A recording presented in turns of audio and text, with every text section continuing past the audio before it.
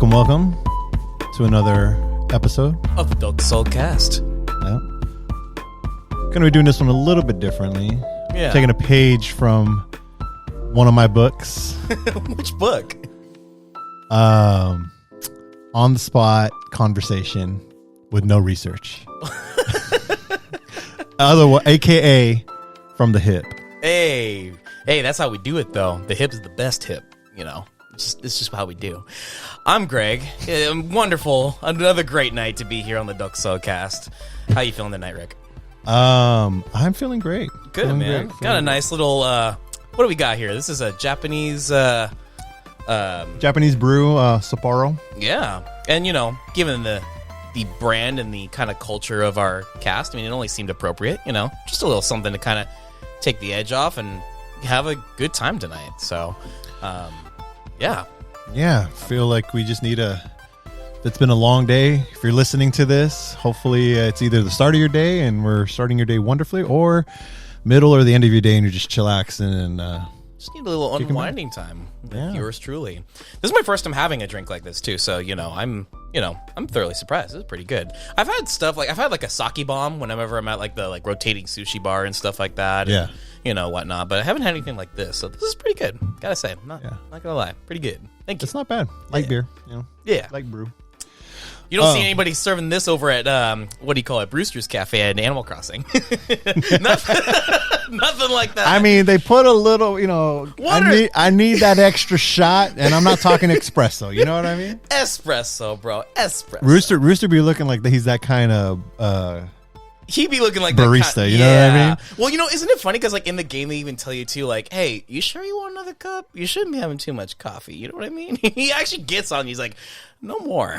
Have you actually tried? Yeah. I think after 4 he kind of. Yeah, I think he kind of is like, okay, that's enough. No more. He tried to cut you off, like you got too much espresso. Espresso, bro. Why the X? Because I'm Mexican. I mean, no. It's the same thing why I say Sprite. No, it's espresso or pizza. Oh, like you had tonight that I provided pizza, pepperona. Oh God, it's pizza, bro. It's pizza. Mario says pizza. Peace out. Eats pizza. Peace out, man. Mario likes a pizza. Anyway. Does he though? I thought he likes like foot-long meatball subs. He does. I mean, Mario pretty much eats anything. I mean, even in the cartoons and like stuff, I mean, he pretty much eats anything Italian. I mean, it's like Mario Brothers Super Show. He's like eating he goes like leaping lasagna and spaghetti and meatballs, meatball sandwiches, lasagna pizza. Sounds good. Yeah, shoot. I'm making myself hungry. Anyway, we got a lot to talk about tonight. Tonight's gonna be a little different from our usual stuff. I mean, we usually kind of have a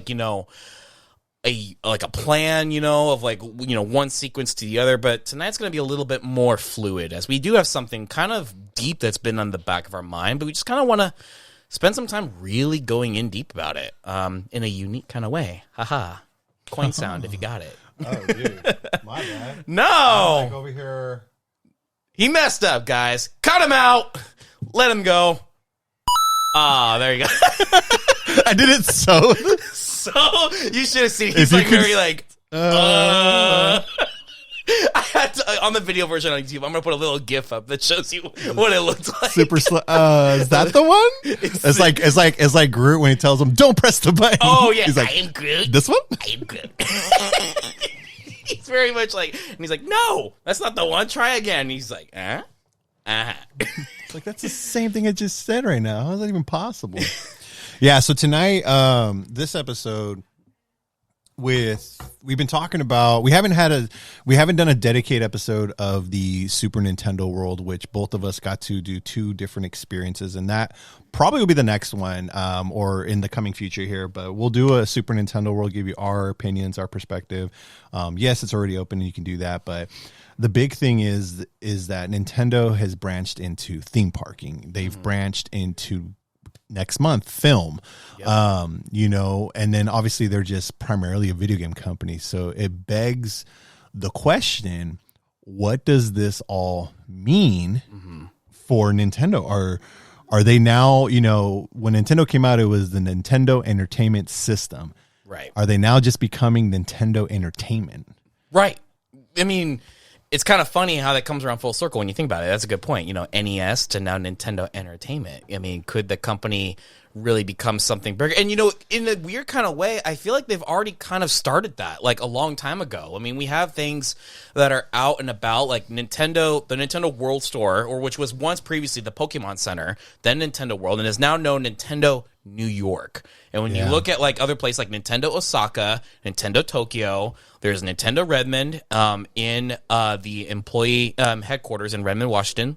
Hey, by the way, I got bragging rights. I've been there. Pretty cool. But pretty awesome spot. But then they have, they have like locations that seems like that they're opening, and they've been doing this over the course of like the last 5 or 6 years or so. So, I mean, like, while it's not, the big, theme park like we got with Super Nintendo World recently in, Hollywood. Japan's been open for a couple years now. Yeah. But it seems like they've already been making those steps to kind of make it more aware. It's like, oh, hey, that's the Disney store, but that's the Nintendo store, which actually, rest in peace, Disney stores. They don't even exist anymore, actually. So never mind. They're like integrated into Target. But you get what I'm saying though. Is like now you see that as like, ooh, could you see in the future like Nintendo in like staple cities like Nintendo San Francisco or Hollywood, right? With or like in big areas and stuff like that. They're trying to make it more apparent that Mario's not and I'm sorry. I'm just saying Mario by default because you really see Mario really everywhere. He is the Mickey Mouse of Nintendo. He is the face. So I mean, I just by default gravitate to Mario, but when you see a Nintendo store,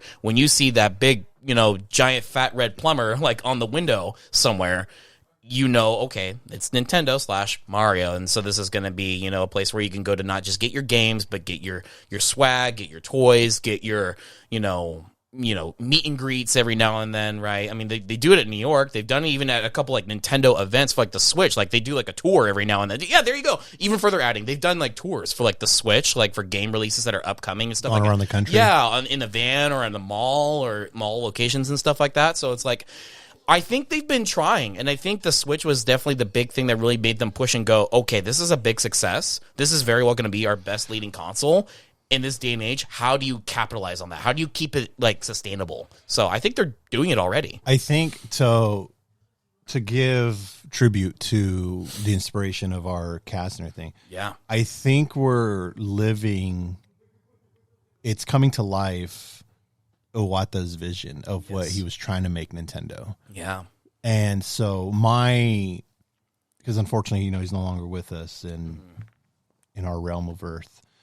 Right. But I didn't mean to sound all like spiritual there. No. Well, I mean, but it really kind of now begs, all right, we had an architect that wanted to establish these things and did these things. Does Nintendo have the right people right now, the right resources, the right, vision to continue that and sustain it? And, Nintendo's, if you're new to Nintendo, fantastic, welcome. But if you're a Nintendo fan, and I'm not just talking about just like, oh, I play video games, I like Mario, I like Zelda and all that. I'm talking about like just paid attention to the company, know the company, how they are. And, that's why Nintendo, it's always been for me sometimes a love-hate relationship because there's things that they do and I'm just like, dude, what are you doing? Like, you can make so much money off this, or you can do so much better, or why are you making this limited this, blah, blah, blah, blah, blah. Right. They've been a very controlling company. This is why they have so many properties that are 30, 35 years old, and they're still going stronger than ever, where I'm a big Microsoft fan as well, right? And I love Halo, but Master Chief doesn't really have that much weight nowadays because the company botched, the progression of that whole story and that property, and it's just all over the place. The fan base is super divided and everything. Exactly. And, same thing can be said with PlayStation. PlayStation has lost from PS1 to PS2, like, who are their mascots? Like you said earlier, like Mario. It's like you say Mario, instantly it's Nintendo, Master Chief kind of has that weight, but not as powerful. Not as much as at least it once was back in, like, say, 2008, 6 era, you know what I mean, with a 360. And then with PlayStation, it's like, I can't even think of one. You can't. I was going to say Crash, but that's not really a thing Crash anymore. Isn't even a thing with PlayStation anymore. He's, universal. So it just really kind of asks, like, and that's the whole point of this. This is why, when we were trying to sit down, like, what are we going to talk about? It was really just, what does all these shifts mean? Mm-hmm. Is it just like a temporary one-off, which I don't think so, but No. or are we going to see some down the road? So we had to break it down because it's a very big question. Right. And we had to break it down into the three divisions of what we're seeing right now in Nintendo. Right. Games, theme park, Hollywood, we'll say. So let's start with games. What are your thoughts of the future of Nintendo as a game company? Well, you know what? I mean, like, I think you and I have said this time and time again. Nintendo really does not have to worry one bit about its competition. Or do they? To an extent. And I'll kind of touch up on that in a second. I already see you nod and shaking no, but, we'll get there in a second. They don't have to, in the sense that they have established themselves since the Wii that they are their own entity. They are their own demographic. They are their own market. The family-friendly, casual consumer market, where they can pretty much, capitalize on the creating something unique experiences, unique gameplay, moments and things like that stand out above the rest. The Wii, the Wii U, the Joy-Cons, dual touchscreen display, gaming, things like that, right? But technology is forever ongoing and growing. And I think right now what's happened, what I'm seeing is that technology is taking an interest into AR, VR, and I'll be honest, I think those things are a fad. But those are gaining interest, and there is a lot of money being developed. There's literally, you have a company right now that quite literally renamed themselves to expand and invest into this metaverse, this thing that's becoming, inevitably, I feel like more mainstream. Whether it's going to be a success or not, I don't know. But you have companies and you have developers investing in this, and people are listening to those because they are the trendsetters for the most part. And so people will follow on that. And then they'll beg the question, what's Nintendo going to do about it? And then that's the thing. Nintendo's not going to do something about it. But they have to do something different. That's not that. So when it comes to the games, I think they're going to keep things the same, relatively for the most part. But that's what begs the question, are they going to expand in other areas to make up for that potential loss, I guess. Right. If you can't gain the same level of traction that people want on the mainstream platform with, games up here with AR, VR, streaming, multiplayer, heavy DLC, metaverse, blah, blah, blah. Keep going, right? Keep going up, right? It keeps going. But Nintendo's still over here, and they don't want to compete with that because they don't have to, right? Yeah, they don't conform. They don't. They really don't. So that's why they're branching off into other areas. So I think Nintendo, for the most part, is going to keep their games relatively the same and stick to their ambition of being, unique and stand out from the rest. I just don't know what that is specifically when you already have such a good installed base of users that are perfectly content with what we have here. I think we found that wall that goes, oh, I like this. I don't know what else you could do. So maybe that's where they're at. So to answer like the first part of question that you proposed was like the whole VR AR. I don't think like it's taking off, and I think it is popular. The difference between Nintendo versus that particular subject is accessibility, and what I mean by that is cost. And VR is too expensive. It is, and it's not worth it, and it's not in the general public. So I don't see VR becoming a critical threat yet in any way, right, until it's affordable and you're getting something fairly decent. Right. I mean, we talked about it, like the Oculus is like, probably the most affordable thing. It's like 300, 400, $500 bucks. PlayStation has their thing, and it's like you need the console, which is $500, and then you need the VR set, which is like $600. It's like, it's $1,000 machine. So the accessibility of just buying $200 console on the go, on TV, multiple people, like that's there. The only thing that I'm concerned about with Nintendo hardware in terms of gaming is the strength of the console, and not physical. I'm talking like graphics. I'm talking about power. I'll give you an example. Microsoft signed a 10-year deal. As soon as their deal closes with acquiring Activision, they have the 10-year commitment to Nintendo that Call of Duty is coming to it. Right. Call of Duty is going to fail on Nintendo if it doesn't play and look like Call of Duty on everything else. Right. So I know for a fact that Nintendo Switch cannot handle that. Now I know that the way Nintendo combats that is cloud streaming, which it's worked. I've played Resident Evil 2 Remake on there. I've played Kingdom Hearts on there, which is all cloud-based. It's all right. You just need to have a really super solid connection. When you do, it works. Yeah. But, when you do, it works and it's fine. So I don't think Call of Duty is going to, as an example, is a game that's popular everywhere. It's not going to do well on Nintendo unless the console is powerful. Well, weren't you the one that said, like, to me, like, last week, off the mic, that Nintendo Switch can literally be a powerhouse? We just haven't seen it yet with, like, Tears of the Kingdom, and then with Metroid Prime Remastered. I was quoting, I was not verbatim, but I was quoting what Nintendo said to shareholders is that they're on the 60th year of the Nintendo Switch, and Nintendo claims, this is what they said to the shareholders, that they haven't even really used the full potential of a Nintendo Switch, what it has to offer. And Tears of the Kingdom will be an indication of that.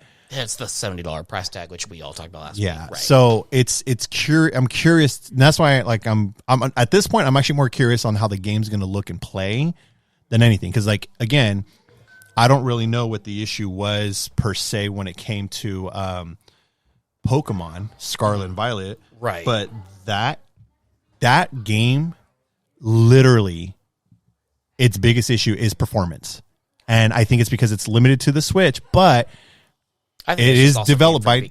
I just think that's Game Freak also being somewhat lazy on that, in my personal opinion. But the other thing, too, is that I read, they were...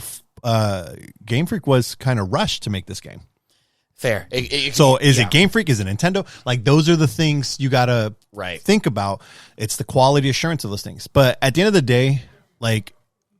we already talked about this in a previous cast, is that I don't see them going away from Nintendo Switch. Nintendo Switch is going to be the console. Right. However, what I do believe they'll do is they'll make an updated version of the Switch, dub it a Pro, dub it a Super, dub it number 2, whatever, but it's going to be the same, where you can play the same games and the ecosystem can still live within the eShop and everything, because they've learned from that.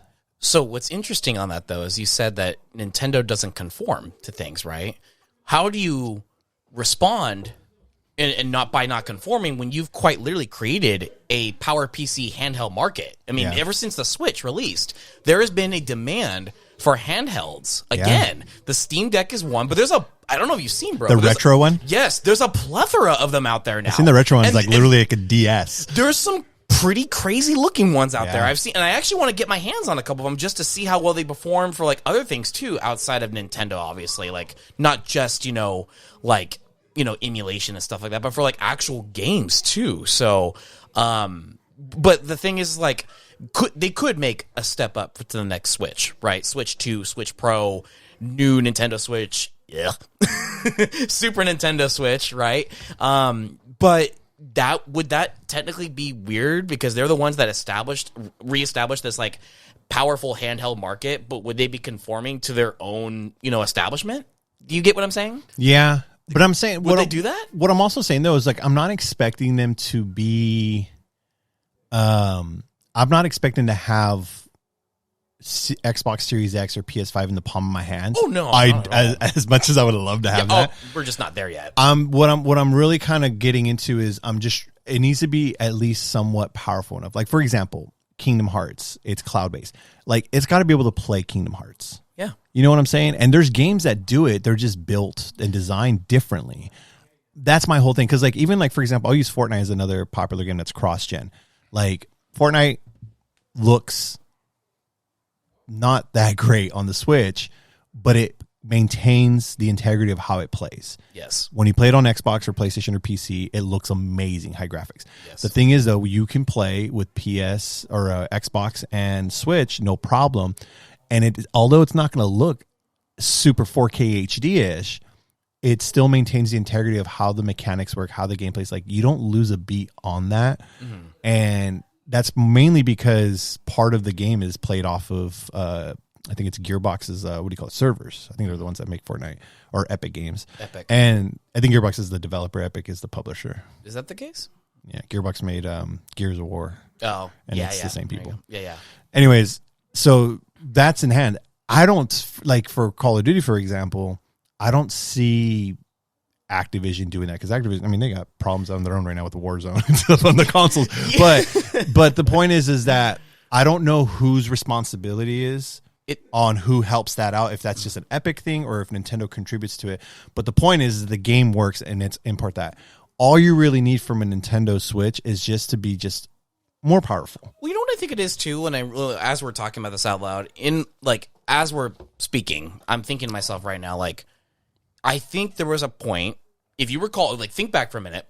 It was a dark time for us with the Wii U, right? And it was rough. It was like really, really like uncertain. Like even when people were thinking, "Oh, is Nintendo doomed?" It really looked like it. I mean, I knew based on the volume of how much money that company has. Like they could fail the next 4 consoles after Wii U and still be around. And maybe not great, but they would still be around. Yeah, but point being, it wasn't a good look, right? So when you announce a very off the wall different console, it's exciting looking, but it's also like, okay, that's ambitious because that's a very small thing. That's your console.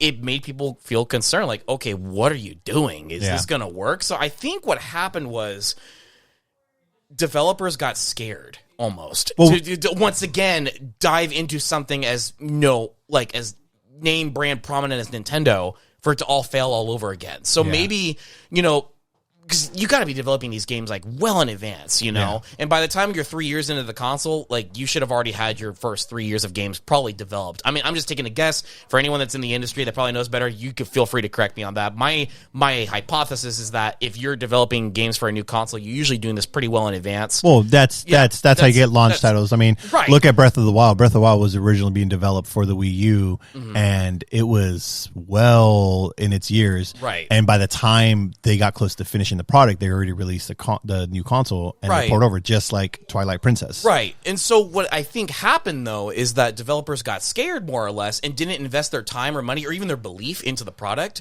that by the time it skyrocketed and boomed in popularity, I think developers had already kind of, like, while they were still putting their games and getting everything on the Switch, because there was a point where everybody's asking, when's this coming to Switch? When's this coming to Switch? When's it coming to Switch? I couldn't stop hearing that question. Developers had already felt like, well, I think it's just kind of too late for me to actually properly put the time and care into actually giving a proper port for a game on the console or proper version of the game on Switch. Well, that ship sailed in the GameCube days. You think so? Third party died in GameCube days. Yeah, if you ask any video game historian, like truthful Nintendo video game historian, people like me, where we were already working in somewhat of the industry where we're selling the games, third party died for Nintendo with GameCube. I think it's that disc that really bit them in the butt. It was certain capabilities. So, and it could have been that the file size, but I don't think it was. I think it was too different, and it takes a lot of money to, and at the same time, mind you, Xbox was taking off. Yeah. So it's just too much time and money to create a game and be across all 3 consoles. Yeah. It's the resource there, and the return investment wasn't there. They did it. I mean, don't get me wrong. There's quite a few third-party games on the GameCube, but if you really look at some of the numbers, if you look at all 3 on cross-platform, GameCube most likely had the lowest sales. Across the 3. Of course. And when the Wii came out, I've always said this, I've always made the joke, the Wii is basically the GameCube. Like, it's the same hardware, it's the same stuff. And so no secret. By that time, what was happening when Wii came out? We were starting to get an Xbox 360. We're starting to get PlayStation 3. This was a high jump of next-gen gaming where the Nintendo, they stayed in the back. They were in the back. They didn't really focus too much on multiplayer, online. Like, they were just doing, at this point, that's when Nintendo truly, in my opinion, decided we're not going to compete with those consoles, because now the market is Xbox and PlayStation. That's the market. That's not us. Sure. Not going to worry about it. And it from there, that's where third party really dipped out. So what they got was a lot of more of like the indie or the smaller video game developers. And that's why you have so many like the Wii's library is so massive, but there's just so many obscure games, man, like everywhere. Like you get Crayola coloring stuff, like you get random things that you would never see on the other consoles. Right. And when the Wii U dropped, that was already the sentiment. The Wii U was actually a powerful version of the Wii. The Wii U, in my personal opinion, is what the Wii should have been. And they could have still kept the controls, but the hardware, that's what the Wii should have been. If the Wii came out and it was the same hardware tech in terms of console with the Wii U, Nintendo would be in a whole different realm of things. Yeah. But they didn't. They basically just recycled the GameCube. Sure. And don't get me wrong, GameCube, in my personal opinion, was like neck and neck in terms of competition and graphics and power between Xbox and GameCube. PlayStation 2 was like, you know what, to me. I feel like GameCube, I'm just going to say, I think was the best performing of all three. The only reason I don't say that, why? Splinter Cell. Splinter Cell on Xbox versus, because they did port them to GameCube. Splinter Cell on Xbox, especially like Chaos Theory. Oh my God. It was the best looking game. That game demonstrated the true power of what the Xbox can do in that time, the first Xbox. And that's how I knew that was the better console. GameCube was really, really, really, really freaking close. Like really close. But when that game released on both consoles, actually all three, you can put all three of them side by side. Xbox took the cake, and that's how I knew. And so that's why GameCube to me, like, it's close, but that game really separated it.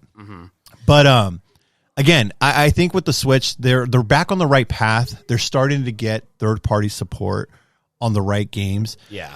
It's just, I'm thinking of down the road. Yeah. There's got to be sacrifice for things. There's you want this, we sacrifice. Like for me, I've always said Breath of the Wild is a beautiful game. I think because of how much they put into it in terms of how big the world is, you know, all the story, the graphics, what do you call it? What the quests or the dungeons, the puzzles, whatever you got to do. I think that's what they had. The sacrifice was they couldn't put as much like side missions in there. Sure. It was just too much. And that's why I'm really curious to see what Tears of the, I was going to say it again. Not again. Tears of the Kingdom. Dude, I don't know why. I need like this is the fourth episode in a row. I need a sound next time that's like a foot stomp. You know, like when it when you hit a Koopa. Yeah, when you hit a Koopa or a Goomba, and just the Goombas, dude. Goombas are my favorite. Yeah. That just like when you mess up, I'm just gonna. So that's what I'm thinking. So okay, we're talking about hardware. What do you think about software? Because there's a rumor that you saw around, and I know you're more excited than I am about it. But like, what? I mean, we got a taste of Metroid, 20-year game. We know what's new that's coming out, which is the sequel of Zelda. I'm not gonna say the name. Say it, bro. Tears. Tears of the Kingdom. No, say it with me. Tears. Crying. I was trying to pull up that Joey Tribbiani Friends skit, or that's that one where he's like, say this, say that, say this, say that, and Joey just totally spits out garbage. Yeah, nothing of it. But anyway, go for it. Yeah, I think when it comes to software, Nintendo has really recognized that they can lean in heavily on their legacy stuff, because that's really what their prime was. And are we there yet though? We're not. I think, but maybe the start. You didn't even let me finish, bro. We got Metroid Prime remastered. We even got Mario Sunshine recently on 3D All Stars.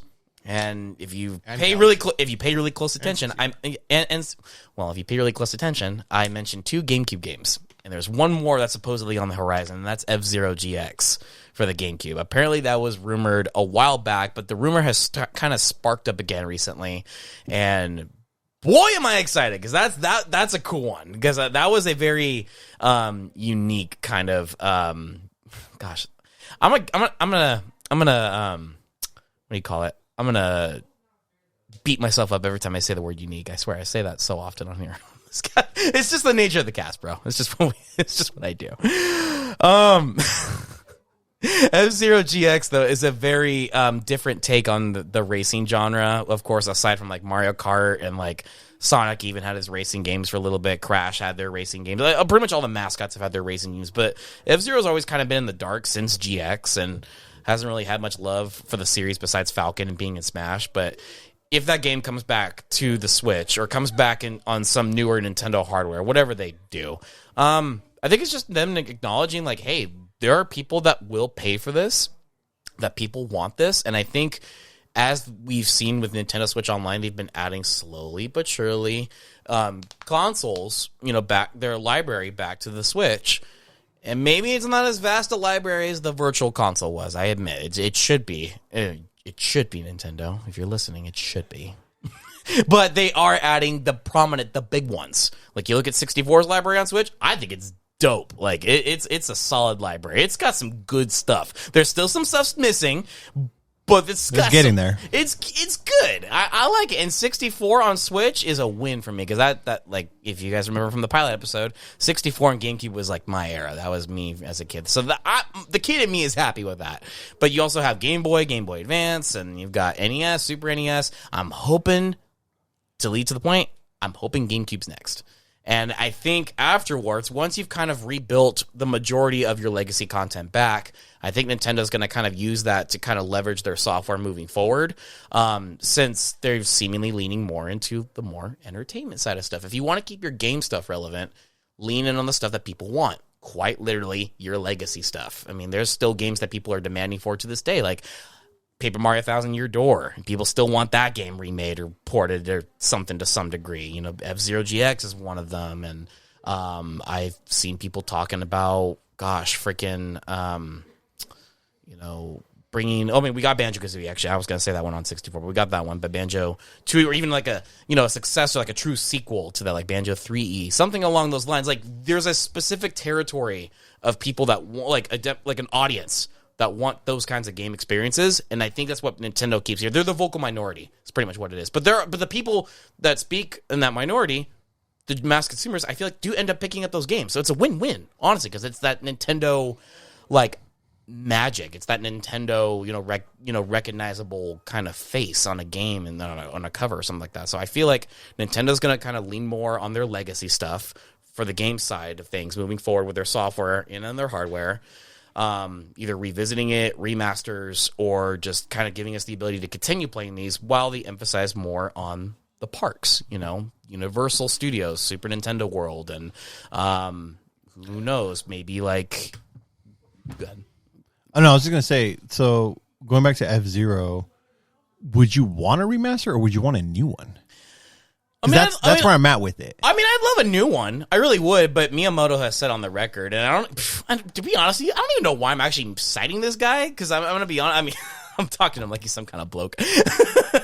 Miyamoto's my idol, but I really do question sometimes when he mentions this, or at least in the interview he has, that the series seems to have no type of direction on where it's going. So he says if they were to make a new F-Zero game, how could you do it in a way that is different from what they've already done? Or they feel like, oh, well, we've run out of ideas. We're stalled out on F-Zero. I'm like, you can't run out of ideas on F-Zero. I mean, look at Mario Kart. It's the same game, and they just keep adding crap to it. F-Zero's different because it's... No, I'm not saying F-Zero's the same game as Mario. I'm saying Mario Kart itself is the same game. Like, Mario Kart, the only time Mario Kart was ever different was on GameCube with Double Dash, in my opinion.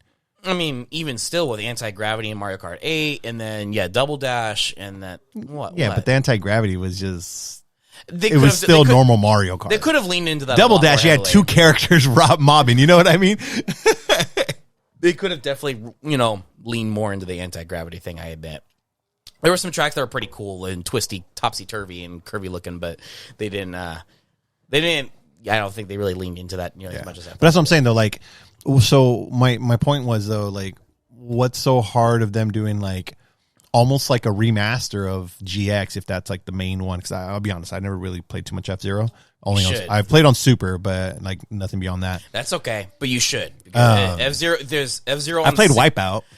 Hey, I mean, Wipeout's cool, but by the way, if you want a good F-Zero, like that, a game that's like equivalent to that, but that is on Switch right now on the eShop. Fast RMX is a really good one. It's like $10, I think, on eShop. It was actually a launch title. It was a launch title. Yeah, dope. It's sick. Yeah, so if you like that, then you'd actually like GX quite a bit. GX is challenging. It's tough, but it's good. That's what I like about it, though. It's like you want to... That game is mostly about maintaining speed and balance, and not... Like, you turn and stuff, but not like... It's not like Mario Kart where you're, like, picking up items and you're, like... making sure you drift at each turn and stuff like that. It's mostly about keeping that balance, that speed, and just making sure like you go as fast as possible without crashing or even like blowing up your machine. Yeah. You've got energy. You got to make sure you refill on. You got to make sure you don't crash. I don't know. And that's what I'm saying. Like I said, I've never played F-Zero, so I mean, you can correct me if this is already in the game, but like if I were to make a new one, if the idea is what can we do differently, again, correct me if I'm wrong because I've never played the GameCube one. Like, why not make it where it's like Mario Kart? You have different characters. You can create different ships. You know, you have different tracks. Like, what I'm saying is, what's the difference between that and Mario Kart where someone can sit there and say, well, we ran out of ideas. Mario Kart is the same game, same Super Nintendo. Yeah. I mean, you can create, you not create, you have different, you know, obviously a different roster of characters to choose from in F-Zero. But yeah, creating, you know, different vehicles, different loadouts on like, you know, different speed. Different parts, go Midnight Club it, you know what I mean? Like really go into like or even not even Midnight Club, but like Forza and Gran Turismo. Just really Midnight go Club into where is a you sick can. game, by the way. Just throwing that. Thank you for reminding me that game exists. Dude. You know what? You want to talk about a game that I want back? Midnight Club is legit, dude. I would pay some big money for Midnight Club to come back. Was that game only on PS2 or Xbox, or was on GameCube too? Wasn't it? They did Midnight Club, Midnight Club 2, Midnight Club 3, and then the big one was the last one was LA. That was Midway or Namco, right? That made that game. I can't remember. Someone can fact check us. I'll check it right now. But Midway, no, it was Rockstar. Or was it was Grand Theft Auto. It was Grand Theft Auto people. I was like, hold up. I was like, no, it's because I remember they used some of the same mechanics in GTA. Yeah. Never mind. Pfft, I'm dumb. Yeah, why you guys listening to me? He's the smart one here. You see, last time I said I was I was the better host. No, see, I'm the dumb one here in this case. This guy knows everything. He's the historian. He knows his stuff better than me. Ding dong. Anyway, No, you. Hey, okay. Thanks for hyping me up, bro. I just got okay. I've got another life. Hey, there you go. Okay, that worked out. You gotta get better at that. But no, I mean, what would make F-Zero so different is, well, I mean, I've explained how it's different, but I mean, I don't know. The only one that could really answer that, I feel like, is Nintendo on like what they feel is the criteria that could really make it stand out. But I think the thing that they fear is, are we going to put all this money into, you know, pretty much making the same game or something what Mario Kart had done differently, but like then find out, oh, it's a flop. You know, everybody's like, it's a lesser equivalent to Mario Kart. I feel Nintendo has always been, and I've said this before, I feel for one, they're really stingy with their properties. They are. Things that we think they can make money, they're like, I think what it is they're just very protective of their property. Yeah. They don't want it to. If they don't make an F-Zero, a new one, and those are the reasons, you know, Miyamoto has said, I think it's more lack of confidence that it's going to do well. And they'd rather it not. They'd rather put out a game that will succeed versus a game that would fail. That's how I feel about them sometimes. That's why Metroid hasn't gotten as much love as it should have, because I don't feel that they fully trust into it, especially when they do these little spin-off projects and they didn't work out. Metroid Other M, Metroid Federation. You know what I mean? Like, and that's what I feel. Like Zelda's like you put anything Zelda, anything Mario, is a hitter, is a winner. Right. You know, and this is part of the reason why I kind of feel. By the way, I really want to fact check really quick. I'm so sorry, Miyamoto. I talked so bad on you. You are the creator of F-Zero. What am I talking about? I just fact checked it. Yeah, he's the creator of F-Zero. One of the creators. Gosh. And so I feel that it's more along the lines, like I said, are they going to put it out and is it going to be good? And if it's not, they don't want to. Right. They don't want to take that chance. And this is why, like Metroid Prime right now with the remaster, it's like, oh, okay, they're doing something. You know, they're sending out surveys. You said earlier, like to get this feel like, okay, is this just like a hype thing, like summer of movie of the week or song of the summer, or is this like legit? Like there's legitimate fans out there that this whole time. I would hope so. You put out Dread, a game that we've been dying for ages, and that game was a seller. The thing is, though, you got to look at the back end, which we don't see. You got to look at how much was put into it, what was the investment, and what was the return on investment. That's how, because at the end of the day, Nintendo is a business that's very protective of their properties. Yeah, plain and simple. Right. This is why they have to be involved in anything. This is why The theme park, Nintendo has to be involved. The movie, Nintendo has to be. I mean, Nintendo literally ensured that they had creative control and they hold the full film rights of the new movie. Yeah. I don't really know what the hell Illumination and Universal Pictures has outside of them publishing and getting their names out there. You know, I'm really curious to see how that panned out. But Nintendo's a company that doesn't like to, you know, they're old school. And what I mean by old school, I'm talking like, this is where it gets a little political, but I'm talking old school. Like they don't trust the West. They don't trust nobody. No. You know, they're Japan, baby. Like, you know, what happened in Japan is still there in their minds. You know what I'm saying? That's what I'm talking about. So they're very, very protective of their stuff. This is why they don't like, I don't got to do online. I don't got to do DLC. I don't got to do, you know, microtransactions. I don't got to do all that because that's not us. It's their culture. Exactly. It's how they operate. Exactly. I mean, and then their culture is, you know, it's embedded into their work ethic. I mean, that's why you see, you know, like, that's why you saw Iwata in that room on the 7th floor in Kyoto with the name, the kanji Dokusou, you know, pretty much, you know, hanging there. You know, it's very zen. It's very concentrated. It's very clear on what their intentions are, and they don't stray very far away from it. And they're committed. And you know, I got to give them credit to it. It's admirable, but at the expense of a really passionate fan base that wants to see this, you know, this brand and this, you know, wonderful, you know, lineup of IP that they've created continue to grow and be a part of the, you know, generations to come, because there are people like myself that want to share with like my children and their children one day, you know. And what if, because we have, and sorry if this sounds a little rough, but what if we have, you know, some, you know, grumpy old men that just want to hold on to this just because they're a business and they don't want to play nice on that just because it's protected. So that's the whole point of this topic and conversation is, since they're branching off into film, they're branching off into theme park. Yeah. Do you think this is going to change the gaming side of things? Do you think it's going to open up? I mean, little by little they're listening to us. They're bringing virtual consoles to Switch. I mean, we got Metroid. We're getting more Zelda, you know, like, they're starting to do DLC, season passes. You know what I'm saying? Some of their mobile games, not the Mario Run, because Miyamoto made sure of it, as far as I know, unless they updated it. But like all the other games have microtransactions. I play Mario Kart all the time on my mobile, and Mario Run is I just spend a one-time so purchase. much money. But did you know Mario Kart Tour is actually now free to play? The gacha system's removed from that now. Yeah, no, I still pay money for it. You still pay money for it? I subscribe to like the membership stuff. Why did you do that? Because that's how I get free crap. Bro, that game is expensive when you do that. It's like almost not even, oh my God. You know, and you still do it? Yeah, I love it. It's fun. I want to collect everything. Dude, that is such a ripoff. I'm sorry. Like, I love It's only $5 a month. Wait, only $5 a month. Yeah. Now they added new stuff to it. Yeah. Where I'm like, now you're tripping. Like, you know, like premium plus, like, unlock this page for this season. You're about to make me check out this game again, because like last I remember, Mario Kart Tour was like a, what was it, like a $29 or like a $30 membership or something like that. No, it was never that. What? No, it was never that. It was always $5. Somebody out there, leave a comment. Someone please acknowledge that I'm not crazy, because I remember this Mario Kart Tour had a really massive like membership that was just like outrageously. It's priced. It was only $5. That's all of it, because me and my kid would play, and it was $10 a month that I'd pay. But they've added new things to it, is what I'm saying. Like they've added where's the challenges? They've added like challenge pages, like this. What? This guy? The Gold Pass?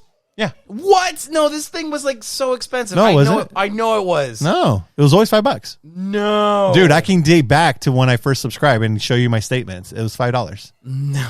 Yeah, but they've added new things like this, like every season. Like, so there's like the Gold Premium Challenge card, and that one's like $15, and it's just for that season. And then they have another one that's like $5. They have another one that's like $10. Then they have another one that's $20, and that's new, and that's where I'm like, y'all tripping with that one, and it's so tempting. I'll tell you that much. But yeah, it's $5. Wow. Anyways, anyway, I think they're gaming. I think they're learning a little bit, and they're gonna get on the right place, because the Switch is really successful. There's a lot of good software on there. It's very accessible.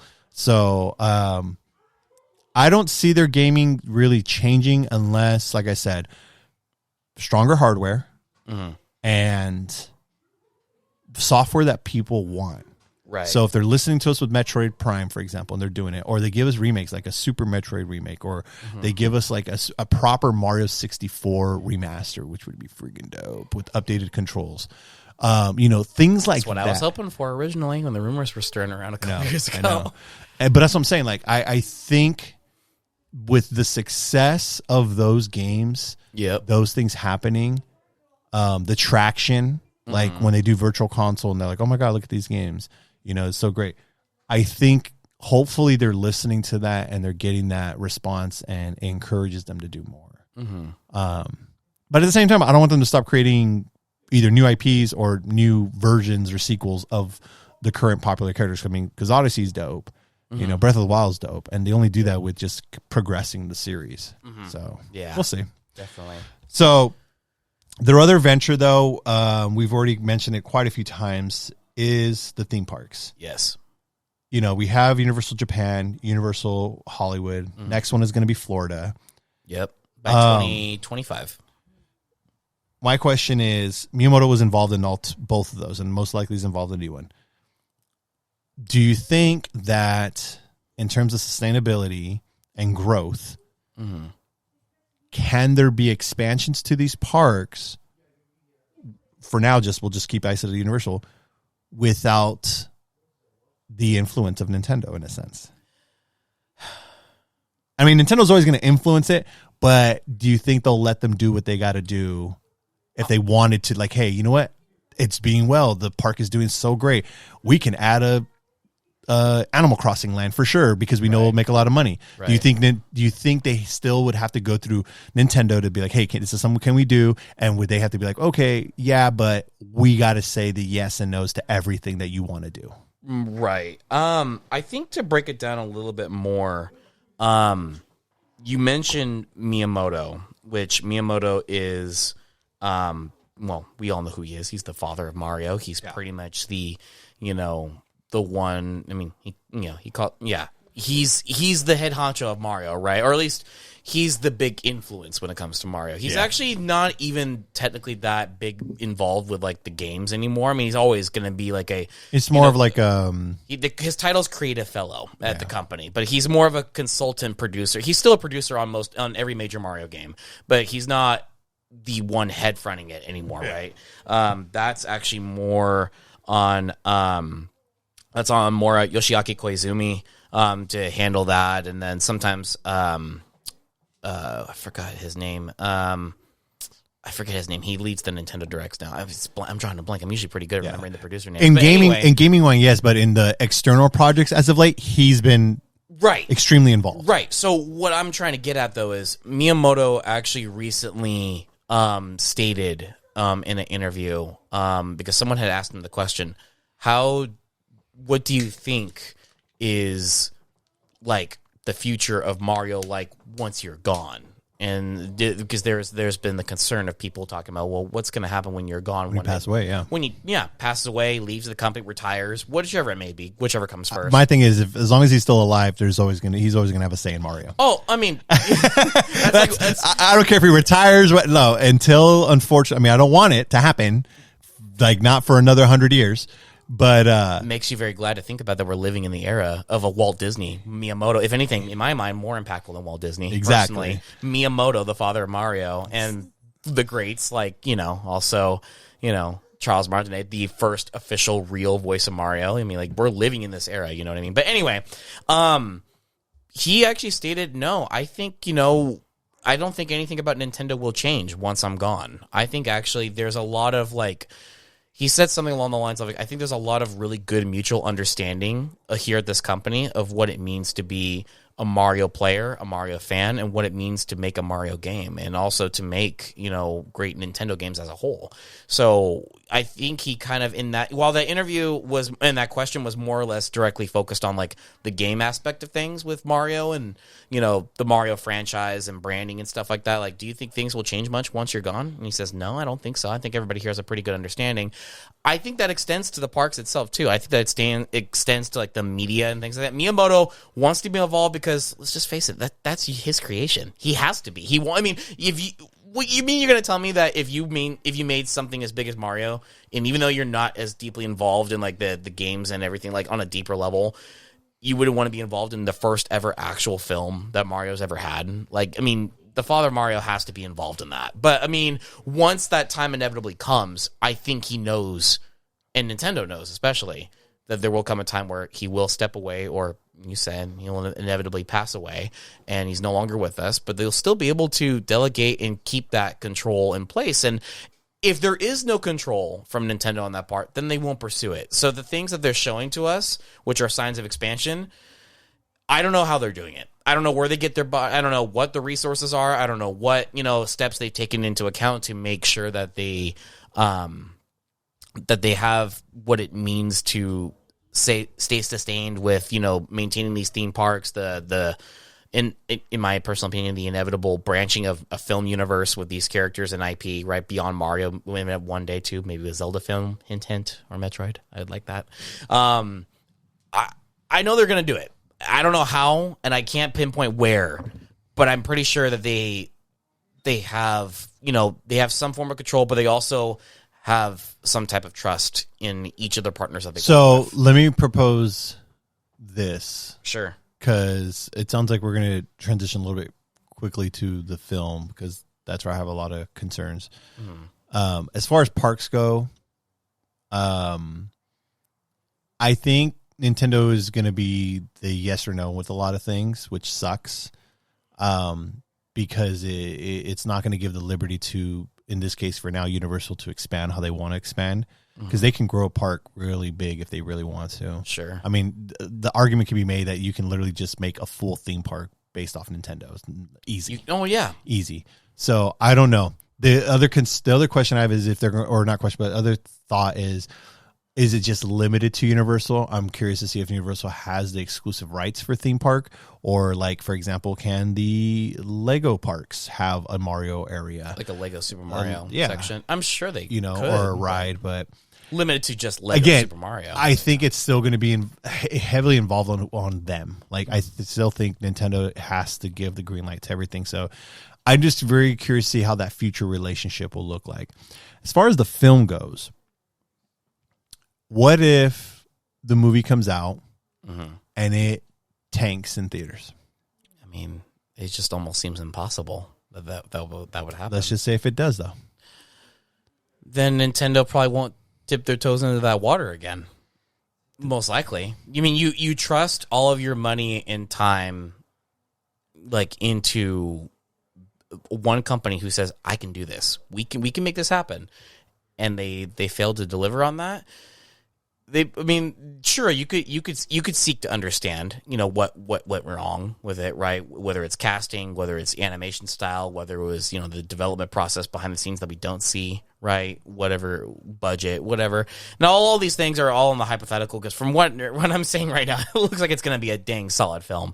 But if those things were to happen, I think Nintendo would just be quick to go, no. And the reason I say that is because from my own experience with things like with the Smash Brothers community for fighting games and stuff like that, at EVO and other big major tournaments, when things go south with Nintendo and the Smash community, they just immediately go, they cut it right off. And they're like, okay, we've learned our lesson. We're done. And that just kind of plays back into your whole thought on like, well, they have to have control, because they want to expand and they want to try.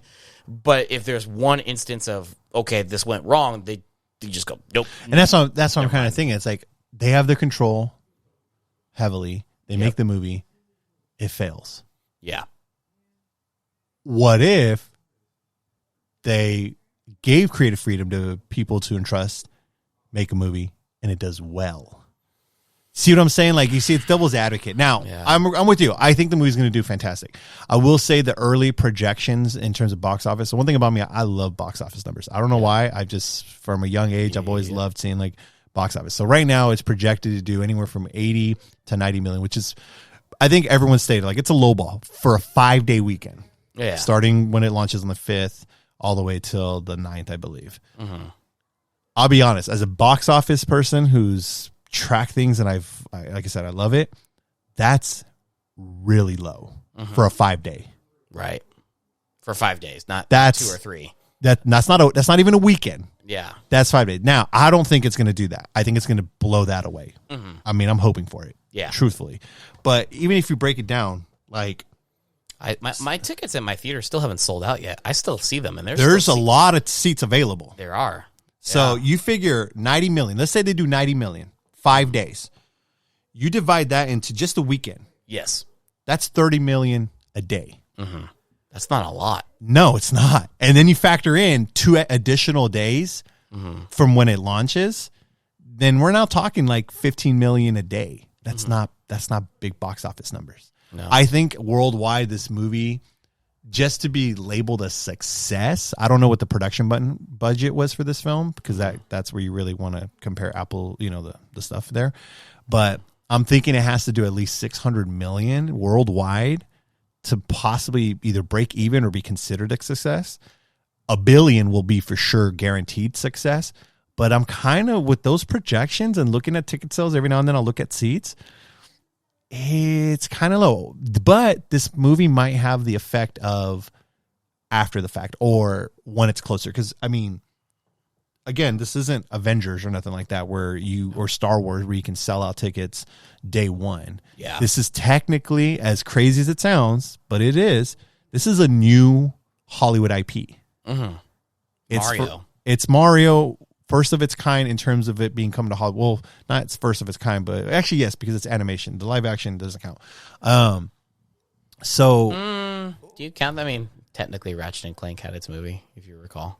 No, I'm talking about Mario, though, in general. Oh, you mean Mario? It's the first. You were talking about in terms of property. Not okay. There's been a lot of video games. Yeah, movies. video game. Yeah, okay. Yeah, gotcha. there's a lot of video games. Okay. I'm talking about the property. This is the first Mario. It's not a sequel. It's not a spinoff. It's not. There wasn't no precursor. Like Donkey Kong didn't come first or nothing. It's Mario kicking off this potential Nintendo film universe. Got it. Yep.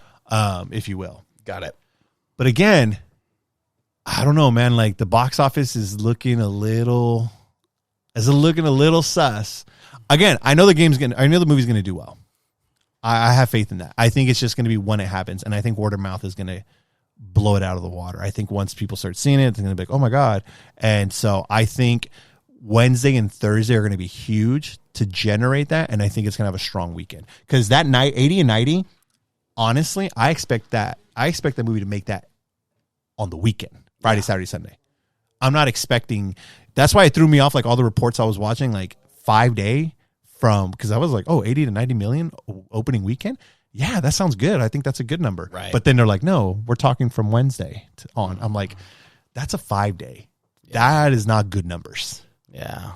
So again, to bring it back, it is a concern because, again, I feel if this movie fails, I don't think Nintendo will ever make another movie thing ever again. Yeah. I don't think they'll even try.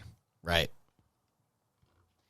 So we're feeling good, huh? Yeah. No, we both just looked up at there's a Mario movie poster like where we're sitting at. We both just kind of like, if it fails, we'll never make a movie again. We're just like, oh. But no, it's a cool poster though. I'll throw a picture up on the video if you guys are watching the video version. But yeah, I mean, gosh, I mean, I want them to expand because to me, Nintendo is my Disney, and Disney is expansive and is huge in like every territory possible. Like from movies to merch to games to cartoons to music to like, I mean, it's literally everywhere, right? I would like to see that kind of success for Nintendo, but yeah, it's just hard to, I think, kind of, make that a more established thing when for the last 40 years plus you've been known as, okay, that's just the video game console. When mom and dad see you as a kid playing PlayStation in your living room, they're like, oh, you playing Nintendo? Because that's all it is, so how do you change that? So in regards to the film, in regards to the topic of sustainability, I'm wondering how much freedom does Universal, because they're the ones publishing, essentially distributing the movie, do they have in marketing? Or is Nintendo controlling that too? Because Nintendo... I feel like they are. Well, hold up. I feel Nintendo, their marketing is hit or miss with a lot of stuff. It is. Extremely. And I'm wondering if they're the ones, because I'll be straight up. I think right now the movie's doing terrible marketing. Yeah. No, I agree. Because McDonald's already did their kids' toys like 2 months ago. And I know because the movie was supposed to come out then, and that's a contract and everything. Okay. But still, it's like, why didn't they could have reconstructed that. They could have redone things, or they could have done a re-release. I've seen movies do that when they've gotten delayed. They've re-released the same toys or whatever in the marketing again. Mm-hmm. I feel the marketing for this movie is like abysmal. Yeah. It's a bit of an oddball. Yeah, I mean, I've seen more press releases now. Like, I've seen the voice cast kind of travel around on a couple different talk shows recently, which is cool. But when it comes to most of like the trailer footage and stuff, it's done in a Nintendo Direct format, which is good for us as loyal, dedicated Nintendo fans. But how do you get this out there to the people who aren't dedicated Nintendo fans and who know who just Super Mario is, and that's Mario, but like they aren't invested in that Nintendo community. I just went and saw Shazam Thursday night. Yeah, DFX, because I missed the time for IMAX, but DFX was dope too. Yeah, I saw trailers for, of course, the new Flash movie. Mm-hmm. I saw trailers for the live action Little Mermaid, the latest one. Mm-hmm. We saw 2 other trailers of something else. One was a cartoon, one was not. And then we saw a trailer for a cartoon movie from DreamWorks Universal. Yeah. Mm-hmm. Something to do with the Kraken, Teenage Kraken or something like that. Mm-hmm. I don't know. It was kind of funny because they played that where the villain was a mermaid. Yeah. And it looked like Ariel. And then the next trailer after that was literally the Little Mermaid live action. Yeah, it was actually funny. It was actually funny when I love when DreamWorks does like little jabs at like Disney. Yeah, it was just funny though, because like that's the theater did that. Like they played this trailer and then they played this trailer right after. Right. I was just like, okay. But the point is that trailer just premiered too. No Mario. No Mario at all? No Mario trailer. Weird. I mean, and given no, you had DreamWorks in there. Never mind. Okay, yeah, that is a little weird. I was gonna say like maybe the movie that you were playing maybe kind of determined that, but no. It played. And then the other thing too is, I mean, tickets a month before movie comes out going on sale. Yes, that's kind of normal. Sometimes a little bit sooner, but that's about right. But look at the merch. I feel the merch is very, very small. And they're already pushing it out. And in some places, like Target, they had a whole end cap. It's already coming down. That's weird. So, again, it begs the question, who's involved with the marketing? Because if it is Nintendo, I feel it is. But if it is them, sustainability, like that is something that they should not worry about. That is something that they need to put the experts and let them do it. Right. And put this movie everywhere. I mean, granted, it's coming to the end of school. It's not going to be school time. It may be when school starts off, but there's no lunch pails. There's no backpacks. There's no clothes. There's nothing out there, unless I'm blind as a bat. But there's nothing out there that is pushing this movie. The Mario movie, not Mario. Not Mario brand. Exactly. Yeah. You hit it. Mario movie. Because like you look at Mario movie Mario, and you look at Super Mario. I mean, they're the same, but that's Pratt Mario, and that's Charlie Day Luigi, and that's Jack Black Bowser, like that's Mario movie Mario, and you don't see that on lunch pails, T-shirts. I mean, you've got toys, but like you said, those are already coming down on the end caps at Target and other stores that sell them, right? And that's it. Like I mean, then again, maybe it's just because I'm looking through the lens of a Nintendo fan, and maybe it seems like, yeah, there's a good amount of stuff, but maybe there's not, So I think maybe I'm gonna have to pay another visit and take a look around. Like, because I think maybe you're right. There is not very much going on. I think it is just. I'm almost certain. I'll even give you another step. Go ahead. Xbox and PlayStation does this really well. Yeah. When I turn on the Switch, there's no advertisement for the movie. Oh my gosh. Do you see what I'm saying? Like, marketing is huge. Yeah. And I get that it's Mario, it's the brand, but at the same time, you got to treat it like it's not. Mm-hmm. Like you said a little while ago, you got to emphasize the Mario movie. Yeah. Not just Mario. Mm-hmm. I mean, because you can go buy your son a Mario shirt, but he's like, no, I want the Mario movie backpack or the Mario. Or sorry, did I say shirt? You could buy a Mario backpack, but like, no, like the kids at school have the Mario movie backpack. I want that one, because it's the movie. They could have easily. I just thought of this now, but they could have easily on Mario Day. Obviously, they showed the trailer, and that was big on Mario Day. And why wasn't the movie released on Mario Day? Whatever, but I'll give you one better. Why didn't on Mario Day to advertise the movie give you free Odyssey DLC and it's the Mario movie skin or outfit? Yeah, or even like, open up Mario Odyssey or Mario Maker 2 and check out a sneak peek of the movie itself or something like that. That just kind of push more. Anything that you could have done to, really push that movie further. And it was even weirder. The final Mario movie direct trailer was the day before Mario Day. Well, Japan. Well, Miyamoto addressed that literally in the direct. Okay. If you guys remember from the last episode, I mentioned I didn't get a chance to properly watch that. He literally said, he goes, yeah, it's Mario Day, and you might be wondering why in your day it's not. It's Thursday.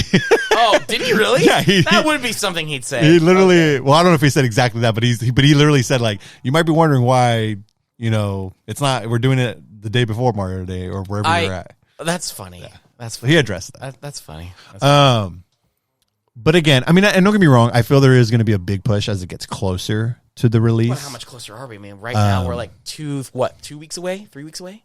2 weeks. Yeah, I think the last. How many I thinks did I just say right now?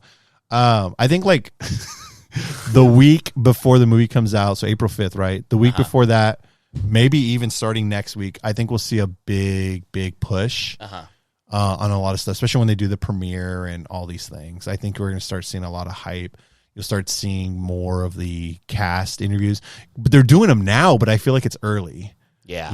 But we'll see. I think we'll see more. Mm-hmm. It's just weird to me right now, and again, the reason why it's weird to me is because I've seen it with so many different more properties out there. I just feel that this is Nintendo being Nintendo. I feel they have control of the marketing. To your point, I'm even gonna pull one of your feathers. Right, you talked about it last week. Why haven't we seen a lot of Tears of the Kingdom? We're getting the same treatment with the movie. Literally today's trailer spot was the first time we heard Pratt's Mario a lot more clearer than ever. Yeah. You know what I'm saying? More clear. Yeah. I think Nintendo their marketing strategy is interesting to me versus really, they could easily hype something up, but I think they're relying on what the brand is and just being kind of cocky a little bit in a sense. Like, it's a little more like, hey, like, haha, yeah, I know what I'm doing. Or like, this is mine, not yours.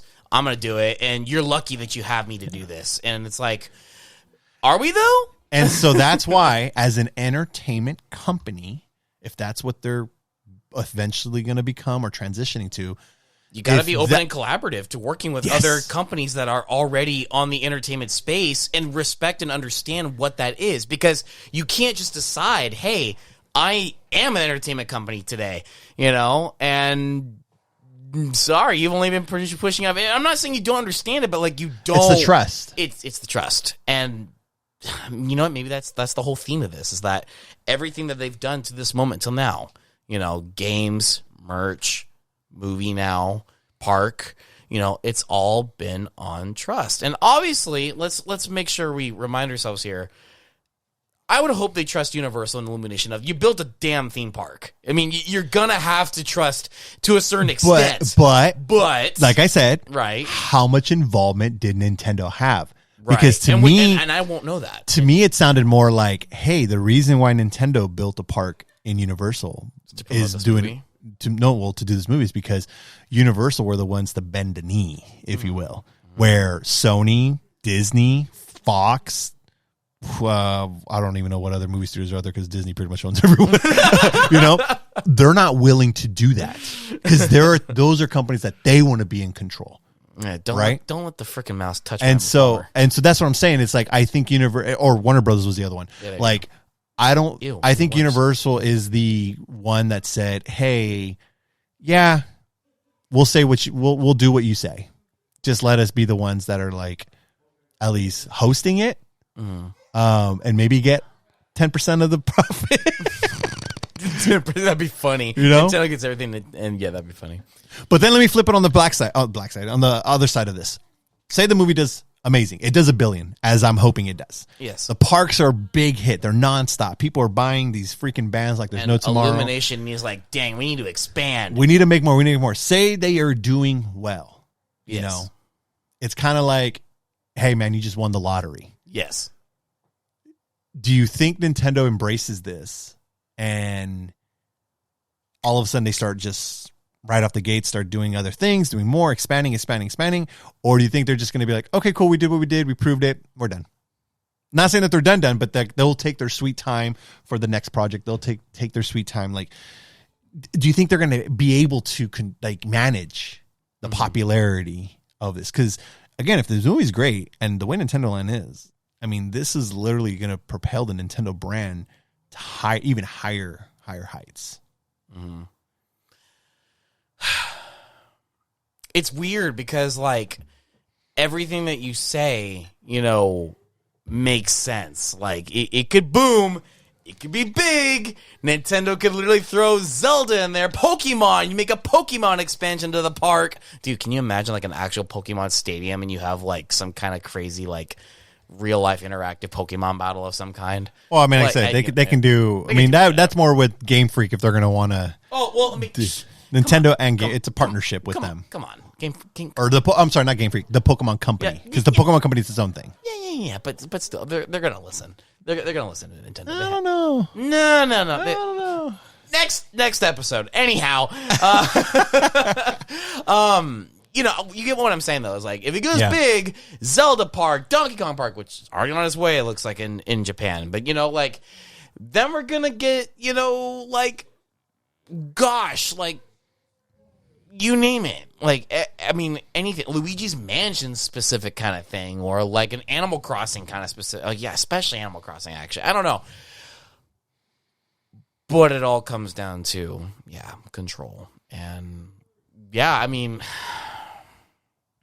I don't know. I think I'm kind of like I'm at a wall now. Like, I mean, there's so much that's been put out there. It's like, this makes sense. Give it to the people who know what to do to enhance your brand, to enhance theirs. It's a partnership, right? But and I don't know who twisted Nintendo's panties in a knot. I really don't. Somebody did something. But Nintendo just doesn't play nice in that regard, and they're just so tough on it. I mean, I think it's hard. You know why it's hard for me? To kind of look from the lens of like, partnership. Yeah, that makes sense. Yeah, let's do it.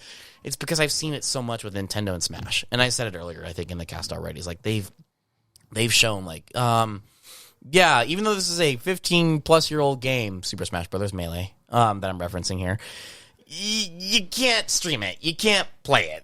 But Nintendo, you're not reselling the game. It's not available anywhere, to the current market of any degree. And they'll say, sure you can. You can buy a Nintendo GameCube and go buy yourself a copy of Melee. Like, what? Wait, hold up. Nintendo where? Rewind. This is probably good for anything, but you can't stream Melee? No. Why? Well, no. Okay, hang on. You could stream Melee right now, like on TikTok and YouTube and stuff like that. At tournaments, like big budget, like sponsored events, like EVO and stuff like that. Nintendo has in the past, and Smash hasn't been at EVO for a couple years now, I think. But in the past, Nintendo has pretty much put the ban hammer on those events from broadcasting a game like Melee. So like these events would have like sponsors like, like BenQ for like the gaming monitors, Red Bull, and gosh, there's a lot of sponsors that I could think of that I would just. It's a big event, right? It's a big sponsored event, big cash pool, stuff like that. But they don't want to be associated with it, or they don't want to be associated with it unless they have control to some degree. And now I'm thinking about it. Now they have to have some control to some degree. Like if they're hosting it, and they're because I've seen them do that. Yeah, well, or they're hosting. Well, if they could say, "Hey, we were in partnership and contribute to this event," and pretty much it's only them playing ads. Like Nintendo ads, like during an event. That's pretty much it. They don't contribute to like, the actual operation of the event somewhat. Now, I've heard mixed things on this topic, and I could actually spend a whole other episode really going into this a lot more depth if you really all want to kind of hear a little bit more about it. But from my own experience, being in the competitive Smash scene, Nintendo would typically come to events and be like, yeah, you guys can have the seal of approval to be a Nintendo-sponsored event and broadcast Super Smash Bros. Melee and Ultimate, or at the time Smash for Wii U and stuff like that, or Brawl, and with no penalty. We won't flag it. We won't, strike it, take it down, as long as you say we're involved. And they want it, and they're like, yeah, an official Nintendo event, awesome. We want you guys involved. And all they really do is just play Nintendo Switch ads throughout the event. And it makes me think, kind of like on the whole topic that we've been talking about, like Nintendo having control on things. It seems like they want to have the ability to say, yes, this is something that we can promote and share and talk about and do if they have some control over it. But then when it comes to like their involvement or what they trust others to like, give in back into, they're like, nope, screw it. So if they don't allow it, then they say, nope, you can't stream this game. You can't, even though the game's not widely available anywhere, like Melee, right, which I'm talking about specifically, even though the game's not widely available anywhere, and people have like done modifications to make the game more tournament friendly, right? They still say, nope, can't do it. Nope, don't do it. But why are you going out of your way tooth and nail to fight over a game that you don't even advertise or even promote or talk about nor even want anyone on the face of the earth knowing about or playing anymore? Which all comes back to property protection. I really think that's the root of it all. I think it really does come down to property protection. And in Japanese companies, not even just Nintendo, as a whole, I think are just really protective of their IP. And I think that if I remember reading somewhere correctly, too, is that Nintendo, I think, fears... You know what it was? Furukawa, the current president right now of Nintendo, has spoken up about this. And I'll see if I can fact-check it for next time. I'll bring it up quickly on the next episode. But there was a question from one of the shareholders during like one of their investors meetings that said like, hey, are you guys prepared for the contingency of like a takeover of like your intellectual property? Do you guys have like resources or plans in place if someone were to start promoting X brand as their own and doing this and that enough to where, because you know how that works, like if a brand or entity were to be promoted and used enough, so F-Zero, here you go. F-Zero hasn't been talked about in a long time, right? Hasn't been acknowledged, hasn't been really sold any games, any merch, nothing related to that franchise in a very long time, right? Say some other company decided wanted to come out and they like, yeah, we're going to make F-Zero games, and we're going to do F-Zero this and F-Zero that, and people start to gain traction to that. Because Nintendo's not doing much with it, they could potentially lose their rights and ownership of that franchise because X company or X person or so-and-so is providing enough attention and draw to it, and so then it could potentially lose their rights to that, IP. And so even though they don't do anything with it, they still want to hold on to it because they understand the value that it has. They understand that the fan base is there and they want to play these games. They want to see this stuff. They want more of this. I don't know why they don't acknowledge us and give us those things when we ask for it simply. And it's because of the fear of, the ROI of like development time spent, money, time, game, and I'll develop a game that may flop and stuff like that. But they don't trust anyone to also do this stuff for them either. If they don't want to do it, why can't they, give it out to another company to, make this game or something like that? So then they get uptight about it. And here we are. So in short, I think for everything that we've talked about, it really just comes down to protecting their IP because they're so, particular about making sure that it doesn't get into the hands of the wrong people. And I think Nintendo would feel damned if that moment were to ever occur. Something that's like as big as Mario, I don't think is ever going to have anything to worry about. But something on the more obscure side, like Kid Icarus, F-Zero, Ice Climbers, and you probably pick up the trend here. I'm picking up on franchises that are in Smash Brothers, right? Which, I'm not thinking about it. Is Smash Brothers just pretty much a game to keep all that secure? Yep. Woohoo! I was going to say that. just a little while ago while you were processing your thought. I was like, Smash Brothers is there to maintain these brands. Dang. Slick, right? Nintendo, you are, sly dog. That's funny. I mean, really, that's it's genius. It's great. I love Smash Brothers. As you're giving your example of F-Zero, I was literally going to say, this is why Captain Falcon is in Smash. Smash. So that way they can, and they have stages built around that, so that way they can say, nope, we still have it. And some killer music, by the way, guys. Like F-Zero. If you guys haven't listened to some of the F-Zero remixes in Smash Brothers Ultimate, please do. Some of those are bangers. Swear to God. But anyway, it just comes down to IP protection, man. And I don't know when that barrier is ever going to break down for them to really start leaning in onto trust. But bottom line, you want to become an entertainment company. You want to spread yourself out into different areas. You've got to open up your resources, and you've got to learn to trust into those that want to work with you. And I don't know what criteria that these companies or other partners have to meet in order to earn your trust to work with your IP. But you got to do it sooner rather than later if this is the direction you're going to take. Because if you don't, stay committed to it, then you're just kind of like, tapering yourself, here. You're just kind of plateauing, and everybody's growing, and now you're just down here, and it seems minuscule. And you could sustain yourself, but you're just, you're being outshined by the rest. So. I truly believe that everything that's transpiring right now, everything that they have planned that they haven't shared, of course, are the very first stages of something bigger. Yep. But like Nintendo being Nintendo, they don't throw out a Marvel plan of phase 5, 6, 7, 8, 9, 10. They literally keep it really tight, really shut, and they just wait in the moment. And so I think they're waiting for this movie to be successful. And depending on how that goes, I think that's what's going to really kind of open up. I do believe that they have the capability of sustaining all these properties. Yeah. Obviously, they'll grow because they are a very small company that people don't really realize. But I think they are going to be in comparison to what these other entertainment companies that that's what you mean. But in general, I mean they're a small company compared to like the number of people working for them is what I mean. Like, well, they're no Apple, they're no Microsoft. They're not. They're not Sony. They're not any of that. No. They're a small company in terms of personnel. And so I do believe that they're showing signs of being open, being trust. Obviously, they're going to be heavily involved in the beginning, the first couple stages of these things, but it's a good sign. I just really hope that as these things come out, as they test things out, like with software, Metroid Prime Remastered, see where it takes them. They're asking questions like, hey, would you want to get the second and third one? They're getting feedback on, the console, what if they're going to do something different. The theme park obviously was a hit in Japan, and they opened up a, smaller version in Hollywood, and then they're going to open almost a replica that's in Japan and Florida. They got the movie coming out. Like, I think little by little, they'll start to create that sustainability along the way. Yeah. But it has to take off. And I think everything they're doing right now is just testing things out. Yep. They're testing the waters. And obviously the theme park stuff is kind of successful, so that's why they expanded, and they're expanding to another area. Yep. We'll see where they go from there.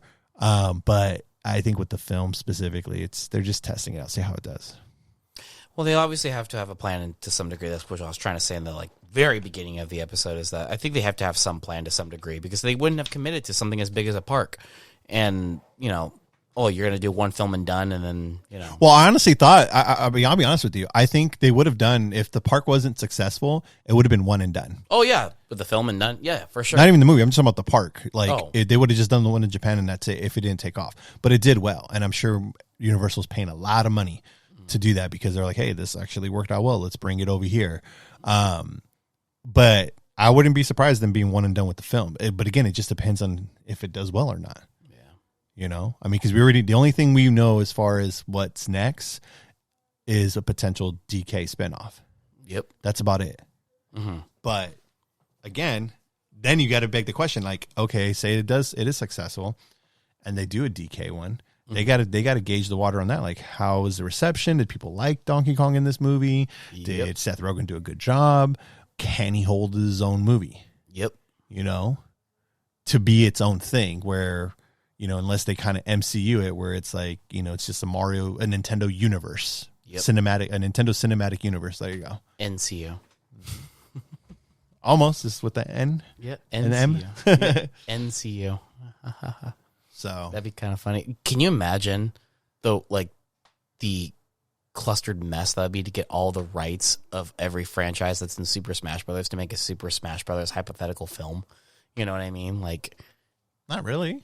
Well, I mean, most of it's Nintendo, but I mean, I'm saying like the third parties that are in there too. Like, if you wanted to bring like, Sonic, Snake. Cloud. Yeah, but you're thinking now. Go back to the very first Smash. Oh, no, I know. That's all Nintendo characters. I'm saying, like, if you were to make, I guess you could make a Super Smash Brothers. You can make a Smash. You can make a Smash Bros without the. I mean, they didn't start adding all these extra characters until Brawl. Yeah, right. Yeah. That's the Wii one. Sonic and Snake, and then I'm just No, you're right. Showing me up here at my own game that I love. But you could make Super Smash Brothers, I guess 64 the movie, right? Because you could just take those properties. But no, I don't know. I just could imagine that could be a really big, royalty mess, because even though you've got, everybody from Nintendo pretty much in the first Smash Brothers. I mean, I don't think it would be a problem because Sonic was already in Disney.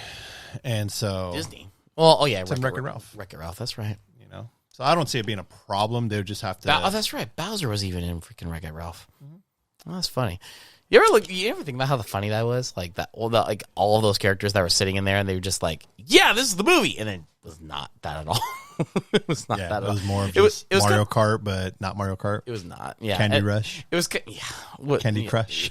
Sugar Rush. They call Sugar Rush. Yeah. They it's kind of funny. They all looked like they're straight up out of the video game. Sonic, Eggman. They did a good job. And no, they did. And then Bowser, and then Zangief and Bison. You know what's funny? Like themselves. That was like a villain's like little circle. Zangief isn't really a bad guy. He's not. That's the whole joke. Did you not watch the movie? That's what he was talking about. He's like, Zangief, you think he's good. He's a bad guy, but this does not mean you're a bad guy. Like, he literally was talking about that. Yeah. In that scene. But anyhow, I don't know, man. If Nintendo's going to do this, they got to open up. Yeah. And again, I think it's just testing the waters, and I hope the movie does well. Like, I'll do my part. I'll watch it a couple times because I do plan to. Yeah. In the big formats, DFX, IMAX. I mean, but dude, don't get me wrong. I'm going to be watching it at least like once a day. I think it's going to do well. It's just, I just hope that, because I truly believe it's going to do well. I think the parks are doing well. Obviously, the Switch is doing well. I just want them to listen more to the fans and deliver what we want. And I get the property protection. They don't want to saturate it. I mean, look at the Mario. We talked about Mario 64, Odyssey, and Galaxy Collection. I mean, you can't even find that in stores anymore. They've already removed it from shelves. Like, it's going on eBay now for like 80 to 90 actually bucks. like no. I seen a couple where there was like in triple digits, some even quad digits, 1,000 copies. Yeah. So it's like, what the hell, Yeah. And I get it. I mean, look at the eShop. The eShop reminder too. The eShop closes on the 27th for 3DS and Wii U. And again, once that's closed, it's like there's so many games that are now gone.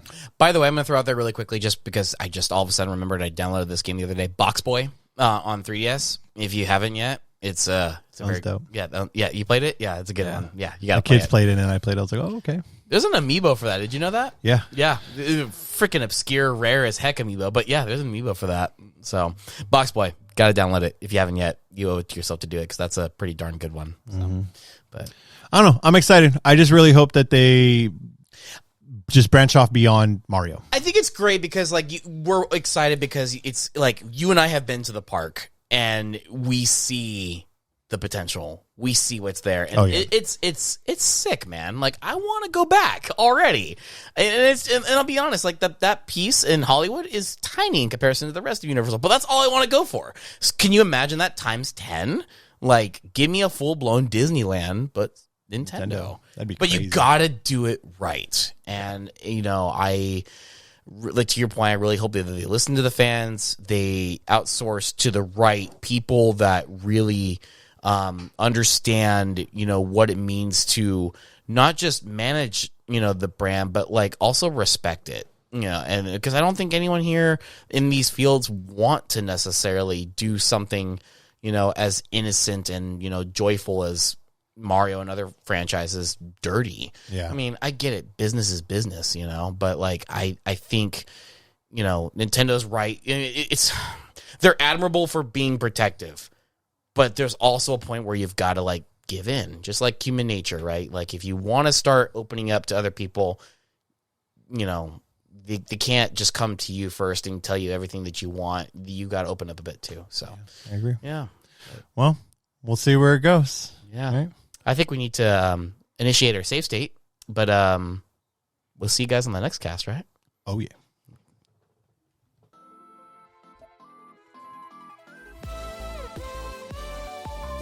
Thanks for listening to today's episode of the Dokusou Cast.